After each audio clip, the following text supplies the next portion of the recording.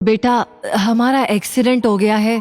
मुझे ज्यादा चोट नहीं आई, पर तेरी माँ की हालत गंभीर है। कुछ पैसों की जरूरत है और तेरी माँ को खून भी चढ़ाना है।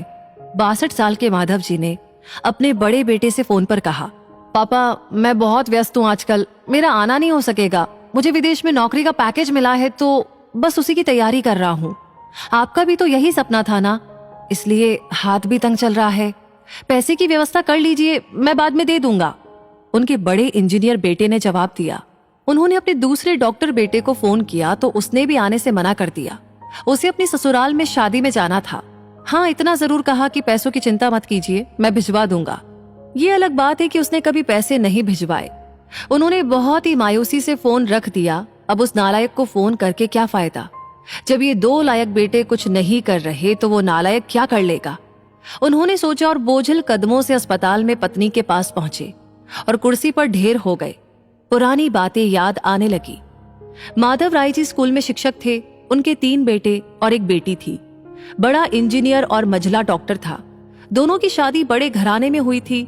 दोनों अपनी पत्नियों के साथ अलग अलग शहरों में रहते थे। बेटी की शादी भी उन्होंने खूब धूमधाम से की थी। सबसे छोटा बेटा पढ़ाई में ध्यान नहीं लगा पाया था। 11वीं के बाद उसने पढ़ाई छोड़ दी और घर में ही रहने लगा।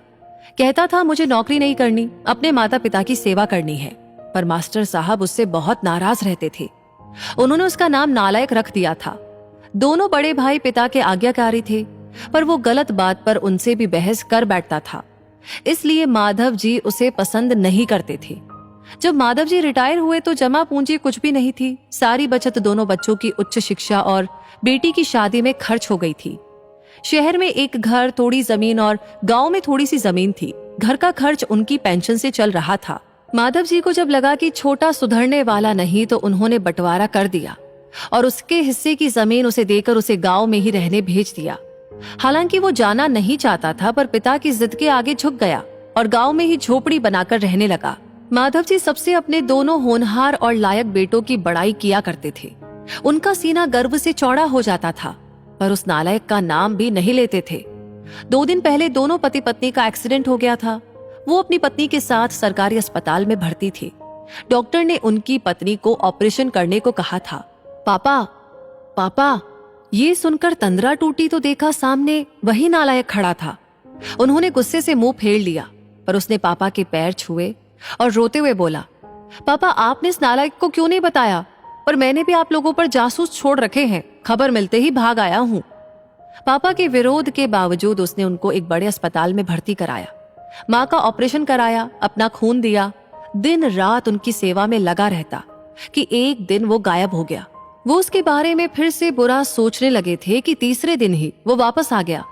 महीने भर में ही माँ एकदम भली चंगी हो गई। वो अस्पताल से छुट्टी लेकर उन लोगों को घर ले आया। माधव जी के पूछने पर बता दिया कि खैराती अस्पताल था, पैसे नहीं लगे हैं। घर में नौकरानी थी ही। वो उन लोगों को छोड़कर वापस गांव चला गया। धीरे धीरे सब कुछ सामान्य हो गया। एक दिन यूं ही उनके मन में आया कि उस नालायक की खबर ली जाए।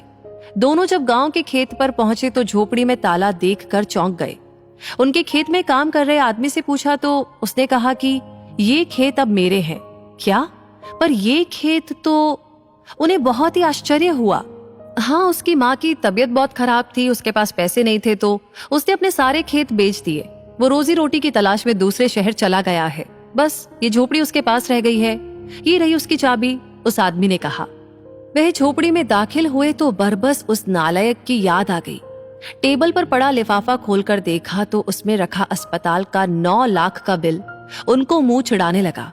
उन्होंने अपनी पत्नी से कहा, जानकी, तुम्हारा बेटा नालायक तो था ही, झूठा भी है। अचानक उनकी आंखों से आंसू गिरने लगे और वो जोर से चिल्लाए, तू कहाँ चला गया नालायक?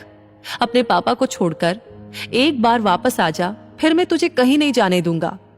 उनकी पत्नी के आंसू भी बहे जा रहे थे और माधव जी को इंतजार था अपने नालायक बेटे को अपने गले से लगाने का। सचमुच बहुत